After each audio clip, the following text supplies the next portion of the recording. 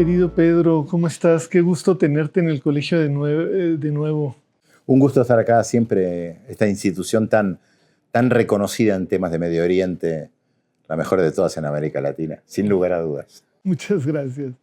Eh, Pedro, bueno, ya estamos en el 8º mes, muy avanzado, acercándonos al final, a completar el 8º mes de esta terrible guerra que se está desarrollando desde el 7 de octubre, que dio inicio con los atentados o las acciones, los ataques de Hamás alrededor de Gaza. Y bueno, y esta guerra terrible que ha pues, acabado prácticamente con una grandísima parte de la infraestructura en Gaza, decenas de miles de muertos, muchas más decenas de miles de heridos y una gran proporción de la población que ha sufrido constantemente durante estos casi 8 meses. A mí, de lo que quisiéramos hablarte el día de hoy, que nos hablaras, es de la sociedad israelí, porque nos parece que justo después de los atentados de Hamás, la sociedad israelí se había unificado con muchos resquemores respecto del primer ministro Benjamin Netanyahu, por sus responsabilidades e irresponsabilidades en torno de estos acontecimientos, pero una unidad del grueso, no unánime obviamente, pero de un grueso sector de la población detrás de apoyando una guerra en contra de Hamás, por supuesto, pero de los palestinos y concretamente de los palestinos en Gaza. Y desde entonces a la fecha sentimos que hay un resquebrajamiento de esa sociedad israelí, de ese consenso dentro de Israel, y quisiéramos conocer tu opinión al respecto. Hay un patrón que se da en la sociedad israelí después de 1973, que fue la última guerra con los países árabes. Acá hay que hacer la distinción. 1948, 56, 67 y 73 son guerras con países árabes, con ejércitos árabes. De ahí en más, todas las guerras que lleva adelante el ejército de Israel son en contra de ejércitos no regulares, grupos armados no institucionalizados, como el caso de Hamás. El caso del Hezbollah en el Líbano es un ejército o un partido político militar institucionalizado dentro de un Estado. Hamás no tiene un Estado, ahí hay una gran diferencia. Y cada vez que hay una guerra, habría que ver si lo llamamos guerra, ¿no? Es interesante para hablar qué es exactamente una guerra. Pero seguimos utilizando la palabra guerra. Cada vez que hay una guerra en contra de, sea el Hezbollah, la OLP antes, la Organización para la Liberación de Palestina, o en contra de Hamás específicamente en la Franja de Gaza, la primera reacción de la sociedad israelí es cerrarse. Ahí funciona la memoria colectiva del exterminio, nos vienen a exterminar, tenemos un enemigo en común, no importan nuestras diferencias, si somos de izquierda, de derecha, si somos askenazíes, judíos de Europa occidental, oriental, o si somos judíos sefaradíes que venimos del mundo árabe, si somos inmigrantes que llegamos de Rusia, de Etiopía o de donde fuera, tenemos un enemigo en común. Frente a eso nos cerramos. Con el transcurrir de los días, ya la sociedad empieza a ver que esto no es tan sencillo. Yo recuerdo la guerra de 1982, cuando Israel invadió el Líbano. En los primeros días, el gobierno israelí prometió que iba a ser todo muy sencillo. No, se quedaron 18 años en el Líbano. Y cuando empezaron a llegar los cadáveres de los soldados israelíes, la sociedad israelí reaccionó. Y cuando empezaron a descubrir las mentiras de los gobernantes, eso es un punto muy importante. Netanyahu no es el primero que le miente a la sociedad. La lista es larga. En 1982, el primer ministro era Menachem Begin, del Likud, también del partido de Netanyahu, y él dijo que era una guerra de 48 horas. De hecho, lo llamaron Operación Paz por la Galilea, en su momento en contra de la OLP. No fueron 48 horas, y cuando se empezó a ver que había mentido, que prácticamente decía no habían víctimas y estaban llegando los cadáveres, la sociedad reaccionó. Ahí fue después lo que pasó, Sabra y Shatila. Bueno, esto es una historia más antigua. Creo que con el caso de Hamás y la operación militar que lleva adelante Hamás el 7 de octubre pasó algo similar. no es una guerra en contra de Hamás, es una guerra en contra de los palestinos. Porque en Cisjordania la ocupación israelí, la represión israelí continúa día a día. Hay muertes todos los días. Lo que pasa es que los focos, por supuesto, están focalizados en la Franja de Gaza porque el ataque de Hamás dentro del territorio israelí del 7 de octubre fue de una proporción nunca vista dentro de la sociedad israelí. La sociedad estuvo bajo shock. No es la primera vez que está bajo shock. Y el shock yo creo que tiene que ver con la negación de la cuestión palestina. Están en shock porque no pueden entender que aquello que está ahí, que no sabemos muy bien qué es la Franja de Gaza, Cisjordania, salvo quienes viven ahí, los colonos en los asentamientos, hay como un manto que lo tapa. No se habla de eso. Al fin y al cabo no importa lo que pasa ahí. De repente reaccionan porque descubren que existe. Y existe a través de la manera más violenta, que tampoco es la primera vez.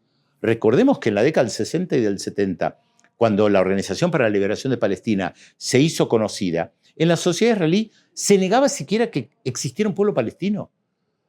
Yitzhak Rabin, primer ministro israelí, recién en el 75, reconoce la existencia del pueblo palestino. ¿Cómo logró la OLP posicionar el tema en la agenda internacional en su momento? Secuestros de aviones, operaciones militares dentro del territorio israelí. Eso tuvo un costo muy alto. Entonces la sociedad israelí reacciona cuando el costo es alto.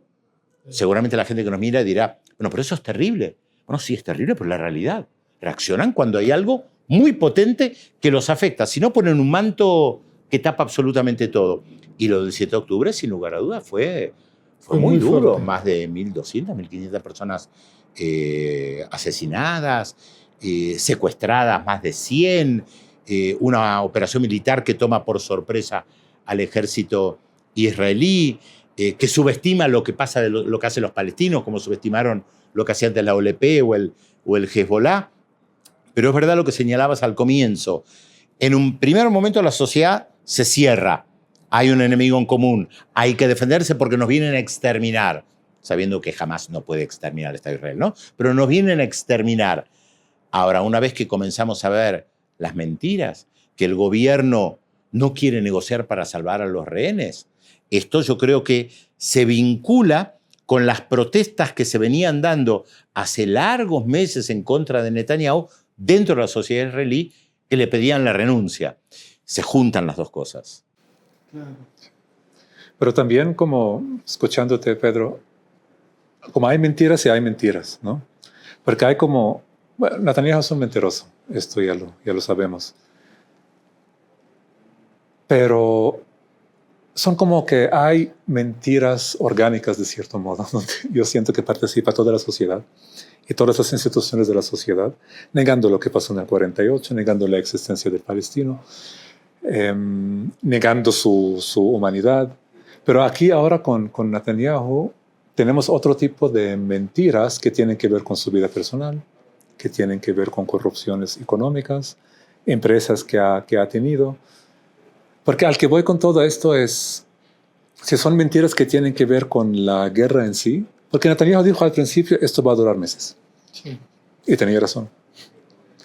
El costo va a ser alto en términos de muertes de vidas israelíes. Tenía razón. Pero, discúlpame, en un primer momento se lo vendió a su sociedad, que iba a tener un resultado positivo y que iban a destruir a Hamás. Sí. Algo que creo que nosotros sabíamos que era imposible. Sí. Pero al que iba con mi pregunta fue, ¿sientes que hay un cambio de élite en Israel con todo esto? Porque sí, tenemos una cronología de guerras para narrar la historia de Israel siempre, ¿no? Que se pueden incluso dividir las guerras entre guerras que fueron llevadas a cabo que la mayoría de ellas por el Partido Laborista, y las pocas, yo creo que el 82, no sé qué más, que fueron llevadas a cabo por los revisionistas, ¿no? Que es el Likud histórico. Ahora, esta guerra que tenemos ahora, o la secuencia de guerras que hemos tenido en contra de la población en Gaza, ¿hay algún cambio? ¿O sí forman parte de la misma lógica de las guerras que ha tenido el Estado de Israel en contra de los palestinos? Es una buena pregunta, porque los acuerdos de Oslo en 1993 tenían al Partido Laborista en el poder, que había una élite tecnológica económica que decía hay que romper el aislamiento, hay que integrarse en la región que nos rodea, básicamente para hacer negocios. En el buen sentido, vender tecnología. El libro de Shimon Peres, que fue primer ministro, luego presidente de Israel, que lo escribió para la época de los acuerdos de paz de Oslo, es revelador, se llama Oriente Medio Año Cero. Y él ahí configura un mapa de la región con Israel como centro económico y con mano de obra, lo simplifico, ¿no? Con mano de obra barata en los países árabes. ¿Qué tenemos nosotros? Alta tecnología. ¿Qué hay en el mundo árabe? Mano de obra barata y mercados. Por lo tanto, hay que dejar de lado las guerras, hay que llegar a un acuerdo con los palestinos para poder hacer negocios, para romper el aislamiento, integrarnos en la región. Digo lo de los negocios porque utilizaste la palabra élite, ¿no? Por eso lo incluyo. Yo creo que en esa época había una élite económica que le interesaba principalmente los negocios. Hoy no sé si existe esa élite económica.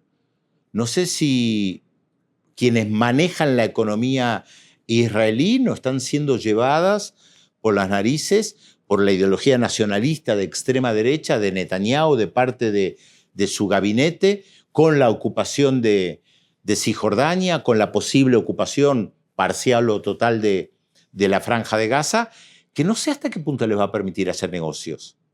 Otra vez, pensando en una élite económica que busca hacer negocios. No es mala palabra hacer negocios. Tienen productos, los quieren vender.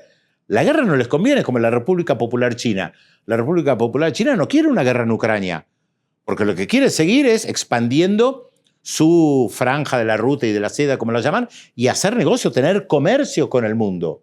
Entonces la pregunta es, ¿dónde está esa élite israelí que quería integrarse a la región porque seguir ocupando Cisjordania o expandiéndose en Cisjordania?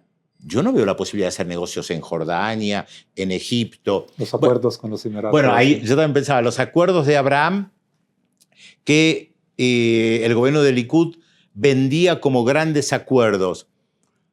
No me queda claro cuáles eran los acuerdos económicos ahí. Sí entrar dentro del mundo árabe. Normalizar, sí, pero con países que son poderosos económicamente, pero no son el corazón del mundo árabe.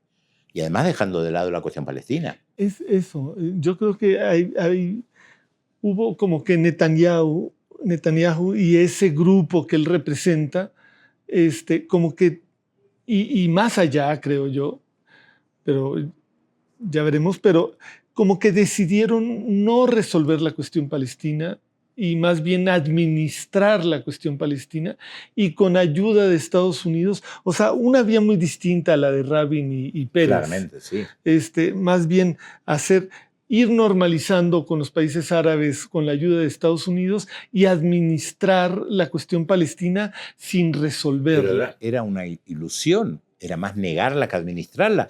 Yo recuerdo cuando se firmaron los acuerdos de Abraham, discutí con mucha gente, lo dije públicamente, acá la cuestión central sigue siendo la cuestión palestina. Pueden normalizar relaciones con Emiratos, con Qatar, tal vez incluso con Arabia Saudita, Ahora, eso no resuelve la cuestión central, que es la cuestión palestina. Bueno, el 7 de octubre, lo que vino a hacer es poner sobre la mesa la cuestión palestina.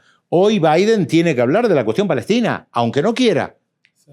Tiene que hablar. Recordemos que Netanyahu el año pasado habló ante la Asamblea General de Naciones Unidas en septiembre, antes del ataque del 7 de octubre, y prácticamente no mencionó la cuestión palestina. De hecho, el mapa era desde el río hasta el mar, todo Israel. Exactamente. Y los negocios con los países árabes. Y me acuerdo que en ese momento yo también dije, ¿dónde está la cuestión palestina? Por eso yo antes decía que la sociedad israelí descubre o redescubre la cuestión palestina de la peor manera, cuando el golpe es tan duro que tiene que reaccionar frente a lo que está viviendo. Cuando Israel puede avanzar y no hay resistencia palestina y no hay oposición a sus planes, entonces la sociedad israelí, hablo de las personas comunes y corrientes, sin gran capacidad política, ni teórica, ni militancia en uno de los partidos principales, ¿qué dice respecto a Gaza y Cisjordania? Que los maten a todos, no me importa, no lo veo. No lo veo, no existe. Ni me entero. Ni me entero. Ahora, el ataque del 7 de octubre te puso sobre la mesa que te tenés que enterar de la peor manera.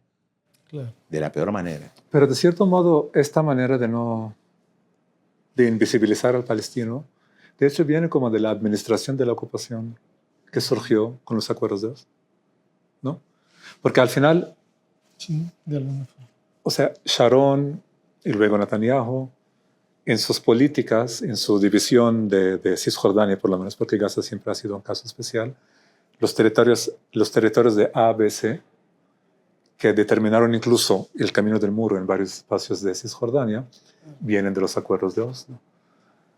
La manera de controlar a los palestinos, que bueno, ya se dieron cuenta de que no se puede echarlos, expulsarlos, pero queremos tener a la autoridad palestina en el medio, que se preocupe de ellos, mientras nosotros, incluso para traer manos de obra barata, comenzaron a traer después de Oslo a personas, trabajadores de otros países, incluso de América Latina, para mantener al palestino guetoizado, de cierto modo, ahí en Cisjordania. Perdón que intervenga. Entonces, la pregunta aquí al que voy, porque hoy en día pensamos en el proceso de paz de Oslo, lo vemos como un gran engaño, ¿no? Pero ¿piensas que hubo una voluntad verdadera de la parte del... ¿De Rabin? Sí, a lo mejor de la élite, volvemos a hablar de la élite israelí que firmó esos acuerdos, de sí integrarse en la región, sí normalizarse con los palestinos, sí buscando cierta aceptación en la región? ¿O ha sido un engaño? No, yo no creo que fue un engaño. Creo que el proyecto de Rabin y de Pérez en el 93, después de la caída del muro de Berlín, hay que tomar en cuenta esto, fue el momento que comprenden que ahora hay que llegar a un proceso de paz con los palestinos, que hay que reconocerlos, sin darles un Estado como los palestinos querían. Eso fue parte de la disputa. Pero sí, yo creo que eran sinceros en lo que querían hacer. Entendían que el contexto internacional había cambiado. Por eso el libro de Pérez es tan importante, que era el gran estratega más que Rabin. Ahora, vos usaste una palabra muy interesante, que es invisibilizar. Y en realidad, los palestinos o la población local que vivía en ese territorio bajo el mandato británico y antes bajo el Imperio Otomano, siempre fue invisibilizada. La famosa frase mitológica del movimiento sionista, una tierra sin pueblo para un pueblo sin tierra, refleja eso. Esa tierra tenía personas. No importa si lo llamamos pueblo o no, pero había gente viviendo.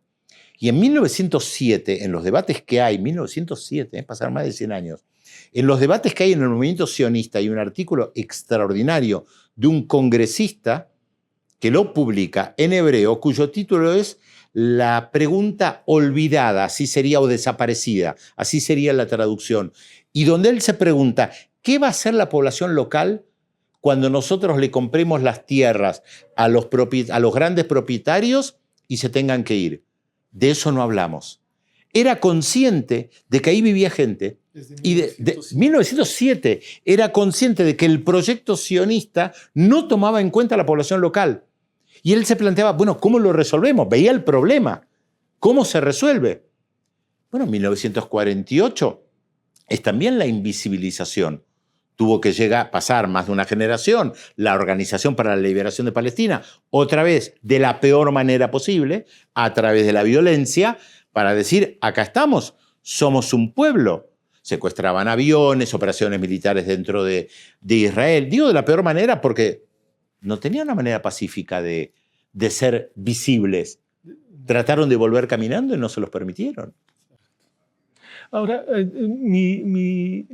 mi duda, antes del 7 de octubre era muy obvio las manifestaciones en Israel contra Netanyahu por la reforma judicial y todo esto. Después del 7 de octubre hay como un silencio, hay un poquito de movilizaciones, pero realmente marginales.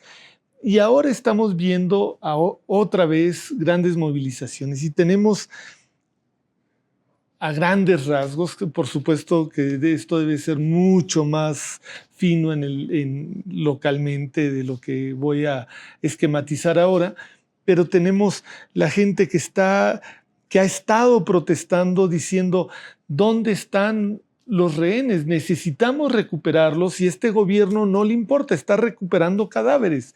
Quizá no lo decían así, pero era un poco el mensaje. Mira, por otro lado, perdón, sí. Y por otro lado tenemos grupos de extrema derecha que están que van y atacan los convoyes de ayuda humanitaria que quieren cruzar la frontera para entrar a la franja de Gaza a llevar un poco de alimentos y de harina, de agua, qué sé yo. Entonces, esta es una división clara dentro de Israel, o es una cosa... A ver, hay algo que tal vez es difícil de comprender en otras sociedades que no es la israelí, que creo solamente quien ha vivido en esa sociedad lo puede comprender. Desde la creación del Estado de Israel, la vida de un israelí o de una israelí siempre fue algo muy importante. Las personas que caían en las diferentes guerras, recuperar los cuerpos era muy importante. Israel bregó años para recuperar el cuerpo de un soldado desaparecido en el Líbano, que no queda claro si había sido secuestrado por la OLP o después por Hezbollah, por los iraníes. No importa ahora los detalles, pero creo que como 25 años estuvieron pugnando, negociando para tratar de recuperar ese cadáver. Después de cada una de las guerras, del 73 también, Israel negociaba y la negociación siempre era desigual. Israel estaba dispuesta a liberar presos para recuperar cadáveres de soldados que habían caído en combate.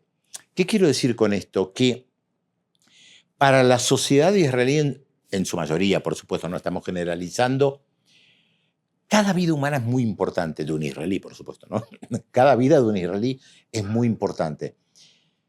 Y de repente aparece un gobierno que sabe que hay personas secuestradas por Hamás y deja de lado eso no escrito, que dentro de la sociedad israelí cada vida es importante. Y acá estamos hablando de seres humanos que están vivos.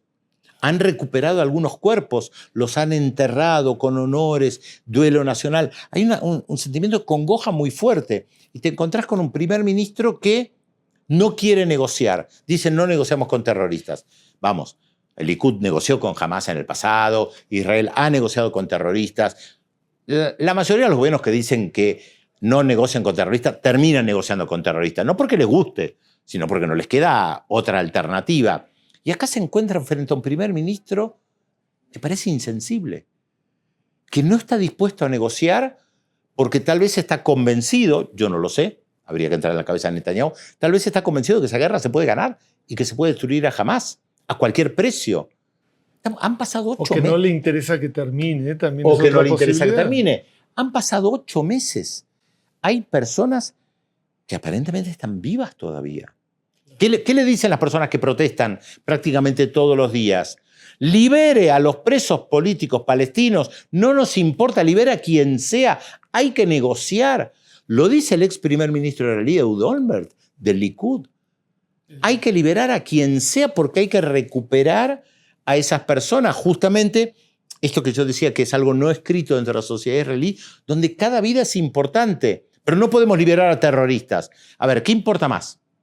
¿Recuperar en vida a las personas secuestradas o tener presos hasta que se mueran a personas que han realizado atentados terroristas y que tienen, usando un lenguaje muy israelí, las manos manchadas en sangre? ¿Qué nos importa más? ¿Seguir manteniéndonos firmes y decir, no liberamos a alguien que mató israelíes al precio de que tal vez estas personas secuestradas mueran? Eso es lo que están reclamando en las protestas, exactamente eso. Se lo están pidiendo a Netanyahu, salvo estos grupos de extrema derecha que vos mencionaste, que dicen que, todo el territorio ocupado en 1967 a Israel le pertenece, que hay que volver a la franja de Gaza, que creen que en el mito del ejército israelí invencible. Es interesante esto, porque Israel construyó durante muchos años el mito de un ejército invencible. Y la operación militar de Hamás demostró otra vez, no es la primera vez, la fragilidad de ese ejército. Sin entrar en detalle de lo que ocurrió y los errores internos. Pero esto ya en el 2006 lo vio Israel cuando invadió el Líbano para destruir al Hezbollah. No lo pudo destruir. Se tuvo que retirar. ese ejército todopoderoso, porque también es el mito del ejército todopoderoso, ¿no? Parece ser un ejército que tiene alta tecnología, moral, los mejores tanques, los mejores aviones, los mejores pilotos, y seguramente tiene todo eso. Pero hay algo que se invirtió en la ecuación que había durante muchos años entre Israel y el mundo árabe y los palestinos, que era el tema de la moral. El lema dentro de la sociedad israelí era: nosotros tenemos la moral de unos pocos que nos lleva a luchar por lo nuestro porque es el único lugar que tenemos, y los otros no tienen moral. No tienen moral, me refiero que no tienen lo que defender. El soldado egipcio va a la guerra casi obligado, no le importa la guerra. A nosotros sí, porque nos buscamos defender, porque nuestra sociedad puede ser exterminada. Y resulta que los palestinos, sea Hamas o la OLP, luchan por su territorio, por su independencia, por su territorio. Y yo creo que gran parte de la sociedad israelí no lo puede entender. No lo puede entender. Porque siempre les han contado otra cosa. Exactamente. Entonces piensan que pueden ocupar ese territorio por siempre. No leen historia. No quieren aprender de la historia. Se sienten invencibles, se sienten superiores. Pero algo diferente que pasó en el 7 de octubre, que no pasó en el 2006, que tiene que ver con la naturaleza del mundo de ahora y las guerras de ahora, es que fue un ataque de Hamas en vivo. Y vimos imágenes de cuerpo a cuerpo, imágenes difíciles de ver, de combate, donde el palestino, el soldado palestino, el miliciano palestino, está aplastando al soldado israelí. Ese tipo de imágenes nunca se han visto antes. Y tampoco, hace poco, recordamos cuando comenzó muy intenso el ataque contra la ciudad de Rafah. Al día anterior fue cuando Hamas publicó la imagen de que están arrestando a un soldado israelí. Sí, porque no fueron solo civiles. Es importante lo que soldados, dice. Claro, armados, porque uniformados. Israel todavía vende la historia de que el 7 de octubre fue solamente ataques civiles. No, fue también a civiles, pero tomaron bases militares. La cuarta parte eran militares. Claro, tomaron bases militares. Esto fue lo más importante. Sorprendieron al ejército. Por supuesto que sorprendieron a los civiles. Los civiles no estaban preparados, pero el ejército supuestamente estaba preparado. Fracasó el ejército. A ver, basta con leer la prensa israelí, no estoy revelando ningún secreto. Basta con leer la prensa israelí, los testimonios de varios generales, de analistas militares israelíes que hablan del fracaso del ejército. Por supuesto, también mataron civiles. Sí, claro. Y Pedro, ¿cómo ves mencionaste lo de que para la sociedad israelí cada vida importa, ¿no? Importa mucho. Y luego te corregiste un poco de que cada vida judía importa mucho, por ¿no? ¿De dónde viene esto? ¿Qué sentimiento hay? ¿Es un sentimiento de superioridad? ¿Es un sentimiento que nosotros contra el mundo? ¿Tú que viviste en la sociedad israelí? ¿O el mundo contra nosotros? Buena pregunta. Habría que preguntarle a alguien que ha estudiado más la filosofía del pueblo judío. No es mi caso. Pero creo que el hecho de haber sido perseguidos como judíos, me incluyo, yo soy judío, durante siglos, que eso haya quedado en la memoria colectiva, y lo tremendo que fue el Holocausto y la matanza de 6 millones de judíos, mis padres mismos se escaparon de la Alemania nazi, es algo que